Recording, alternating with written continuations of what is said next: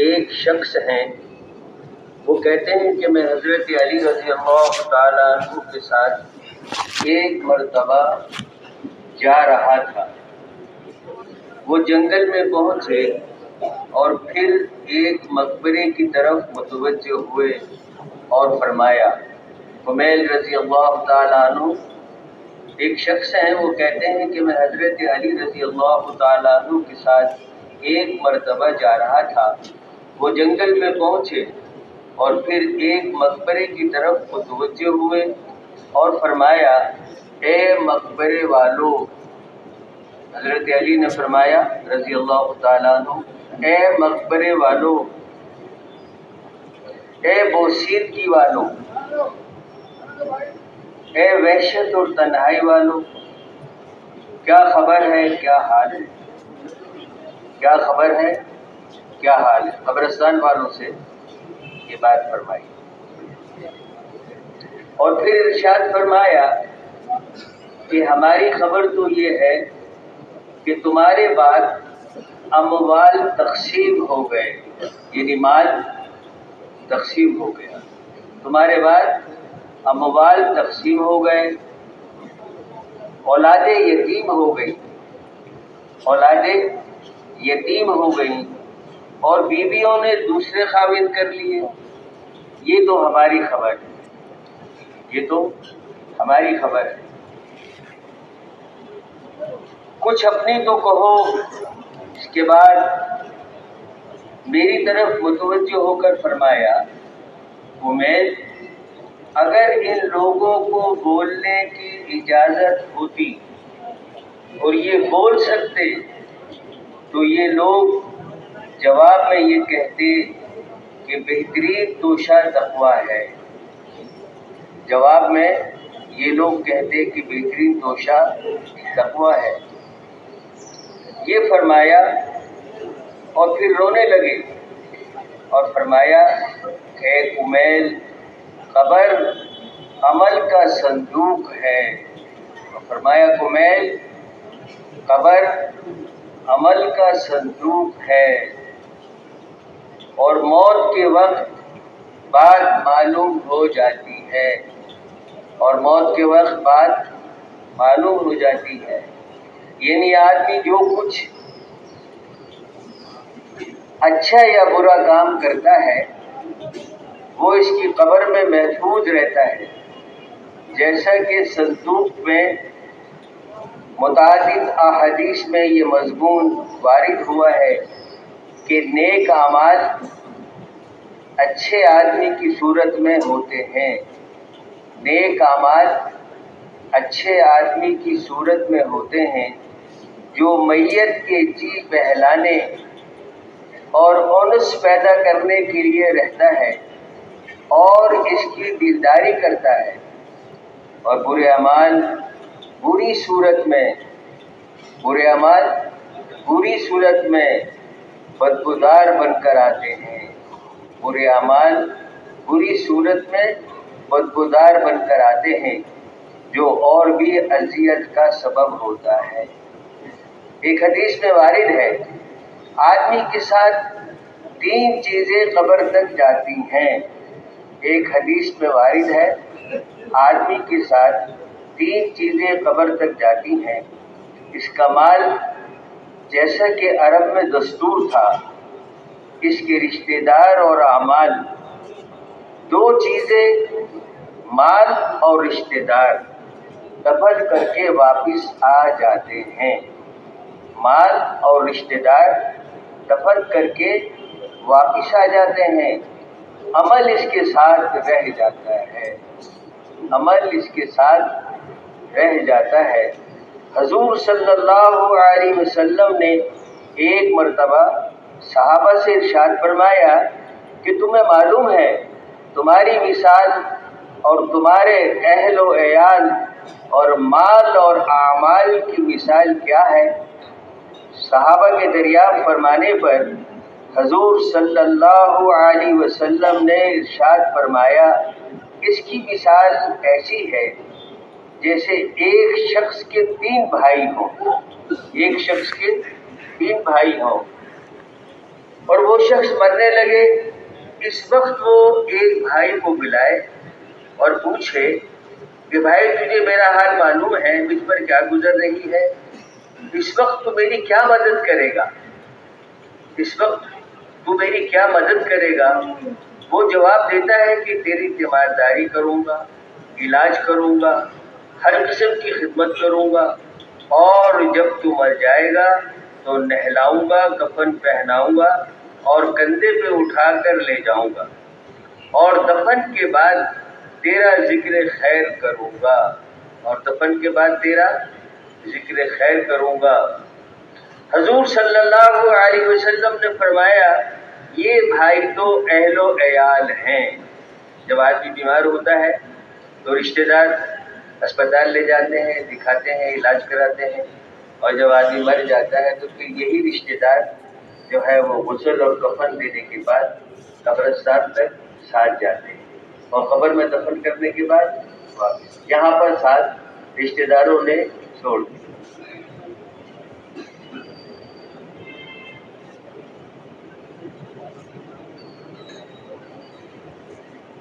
حضور صلی اللہ علیہ وسلم نے فرمایا یہ بھائی تو اہل و عیال ہے، اور پھر دوسرے بھائی سے یہی سوال کرتا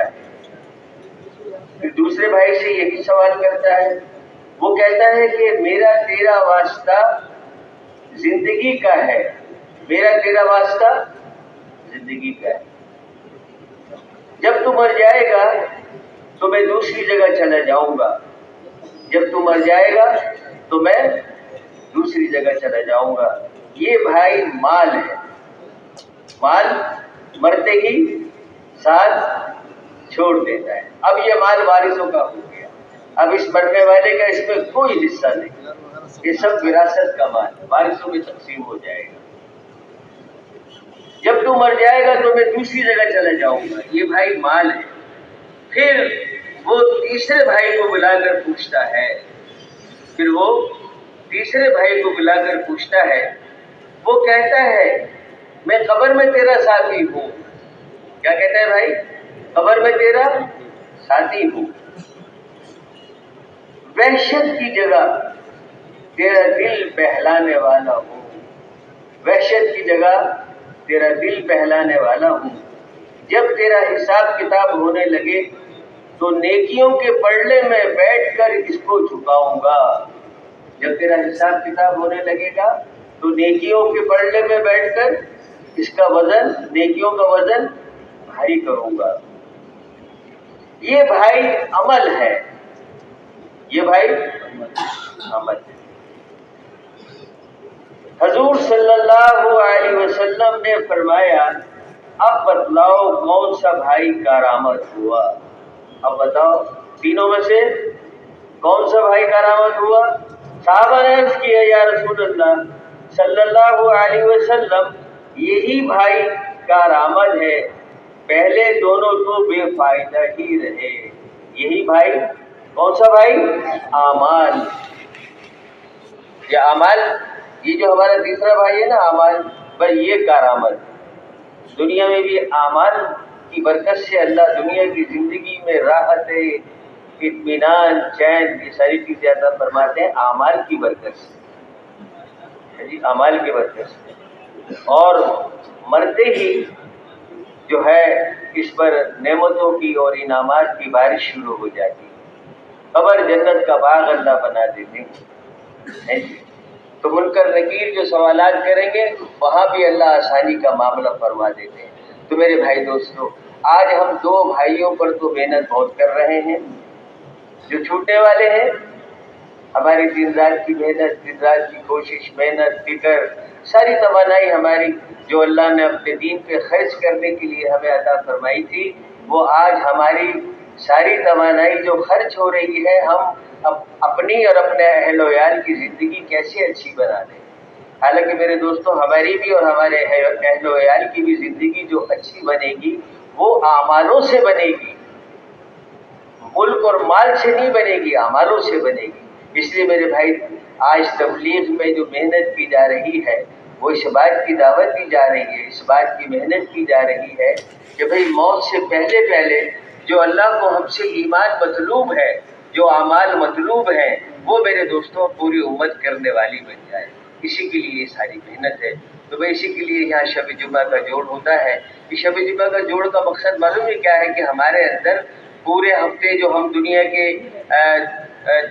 کی محنت میں لگے رہے اور دنیا کی بڑائی ہمارے دلوں میں آتی رہی، تو بھی ایک شب جمعہ میں آ کر اس بڑائی کے اندر کچھ کمی واقع ہے جی۔ اور بھائی پھر یہ محنت پورے ہفتے محلوں میں کریں گے تو اللہ پاک پورے ہفتے ہماری کیفیت شب جمعہ میں جو ہماری کیفیت بنی ہے، اللہ پاک ہمارے محلوں میں بھی، مساجد میں بھی، گھروں کے اندر بھی وہی کیفیت بنائے رکھیں گے جب ان اعمالوں کے ساتھ اللہ کی مدد کے وعدے۔ تو سب بھائی اس کے لیے تیار ہیں انشاءاللہ؟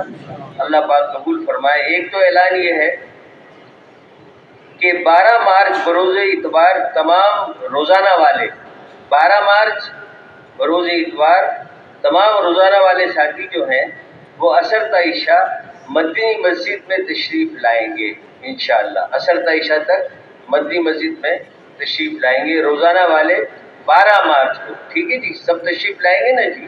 اور ایسے ہی میرے بھائی دوستوں، جو بھائی ہمارے بچوں کو ساتھ لے کر آئے ہیں، کسی وجہ سے لے آتے ہیں، چلو بھائی اچھا ماحول ہے، ہر آدمی یہی چاہتا ہے میرے بچے اچھے ماحول میں جائیں، تو ٹھیک ہے اب تک آپ یہاں رہے، کوئی حرج نہیں، تو آئندہ اس کا اہتمام فرمائے۔ بھی بچوں کو یہاں لانے کو حضرات نے منع فرمایا ہے۔ اب یہ منع فرمانا ایسے ہی نہیں ہے سرسری کہ بھائی بچے اس لیے ان کو یہاں نہ لاؤ یا شرارتیں کریں گے اور بہت ساری، نہیں، بہت ساری اس کی وجوہات ہیں جس کی بنیاد پر حضرات نے یہ مشورہ میں طے کیا ہے کہ بھائی بیریز بچے جو ہیں اور چھوٹے بچے وہ مدنی مسجد میں نہ لائے جائیں۔ تو اس نہ لانے میں انشاءاللہ ہمارے لیے جو ہے بہت سی خیریں چھپی ہوئی ہیں۔ ہاں البتہ ہم مسجد میں اپنے گشتوں میں اپنے ساتھ اپنے بچوں کو لے جائیں، مسجد میں لے جائیں، وہاں گشتوں میں شامل کریں، تعلیم میں بٹھائیں بچوں کو، لیکن یہاں لانے کو منع کیا جاتا ہے تو ہم اس سے رک جائیں۔ اپنے بڑوں کی ماننے ہی تبلیغ ہے ایسے، بڑوں کی ماننا، چاہے بات سمجھ میں آئے یا نہ آئے، بڑوں کی ماننے میں انشاءاللہ خیر ہی خیر، ٹھیک ہے نا جی؟ اب لہذا جو بھائی اپنے بچوں کو لے آئے ہیں یہاں پر، تو وہ مہربانی فرما کر اب اپنے بچوں کو گھروں پر بھیجنے کا اہتمام فرما لیں، یا کوئی بچہ یہاں نہ رکھے، ٹھیک ہے جی؟ سب اس کا اہتمام فرمائیں گے نا جی؟ لیکن جی ہمارے فائدے کی جو چیز ہو نا ہمیں وہ کرنی چاہیے، اس میں ہم اپنی طرف سے کوئی رائے قائم نہ کریں جی نہیں بچوں کو یہاں ہم کرائیں گے اس سے ان کو بھی فائدہ ہوگا، نہیں، آپ کو بچوں کے لیے یہ کہا جا رہا ہے کہ بھئی بچوں کو گھر پہنچانے کا اہتمام فرمائے، تو انشاءاللہ اس میں ہمارے لیے خیر و عافیت، ٹھیک ہے جی؟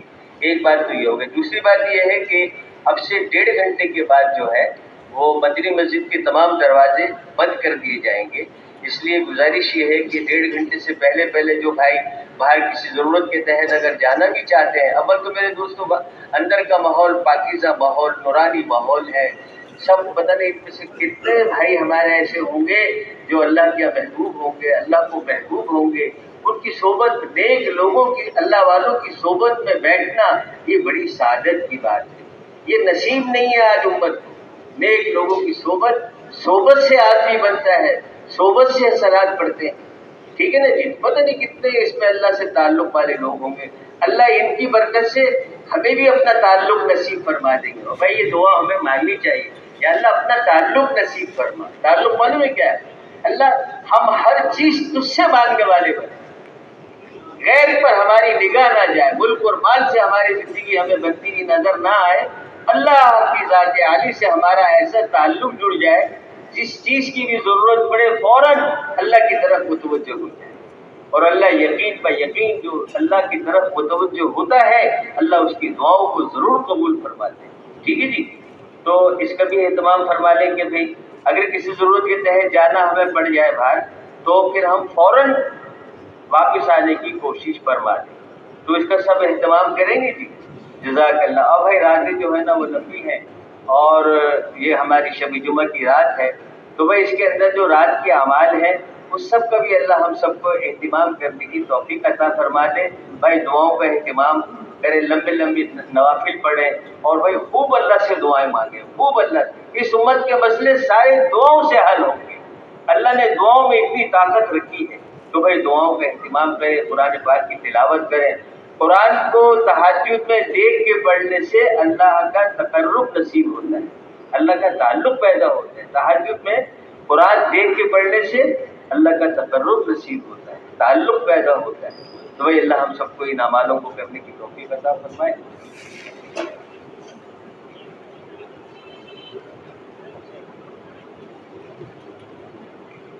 اچھا ٹھیک۔ تو ایک گزارش یہ بھی تھی کہ دینی مدارس جو ہمارے یہاں ماشاءاللہ بے شمار دینی مدارس ہیں، تقریباً محلوں کے پاس دینی مدارس بہت سارے، اب ان دینی مدارس کے طلباء کرام کی چھٹیاں ہو رہی، ٹھیک ہے جی، امتحان تقریباً ختم ہو چکے ہیں، وفاق کے بھی امتحان ختم ہو چکے، تقریباً امتحانات ختم ہوگا، اب یہ بچے فارغ ہیں۔ اب بھائی دوستوں، ان کو اگر ہم یہ دینی مدارس کے جو طلباء ہیں، آگے میرے بھائی دوستوں ساری انسانیت اور ساری امت کا ہدایت کا اللہ ان کو ذریعہ بنائیں گے، اور بھائی ایک عالم کا جو ہے بہت اونچا مرتبہ ہے، تو اس لیے بھائی ان طالب علموں کو، دینی مدارس کے طلباء کو جو ہے نا وہ ان کی چھٹیوں کے اوقات وصول کر کے جو ہے ان کو اللہ کے راستے میں جماعتیں بنا کے نکالے۔ تو بھائی سارے تقریباً مساجد اور سارے محلے کے اندر مدرسے ہیں، جہاں جہاں ہیں وہاں پہ بھی اس بات کی ہم ساتھی کوشش کریں کہ بھی جتنی بھی طلباء کرام جو ہیں جو مدارس سے فارغ ہوئے ہیں تو ان کے اوقات وصول کر کے اور ان کو جماعتیں بنا کے اللہ کے راستے میں ان کو نکالنے کی محنت اور کوشش کریں۔ ٹھیک ہے، سب کریں گے انشاءاللہ۔ دعا فرما لیں۔ اللهم صل على محمد وعلى آل محمد كما صليت على إبراهيم وعلى آل إبراهيم إنك حميد مجيد یا ارحم الراحمین یا ارحم الراحمین۔ اے اللہ ہمارے اور پوری امت کے گناہوں کو معاف فرما، ہم پوری امت کی طرف سے توبہ استغفار کرتے ہیں۔ اے اللہ تو ہمارے بھی گناہوں کو معاف کر دے اور پوری امت کے گناہوں کو معاف فرما کر، اور اے اللہ امت کو، اے اللہ تو دین کی عالی اور مبارک محنت کے لیے قبول و منظور فرما۔ اے اللہ جن گناہوں کی وجہ سے امت آج دین سے محروم ہو گئی، ان تمام گناہوں سے ہم توبہ استغفار کرتے ہیں، ہمارے گناہوں کو معاف فرما دے۔ وصلی اللہ تعالی علی خیر خلقہ محمد و آلہ و صحبہ اجمعین۔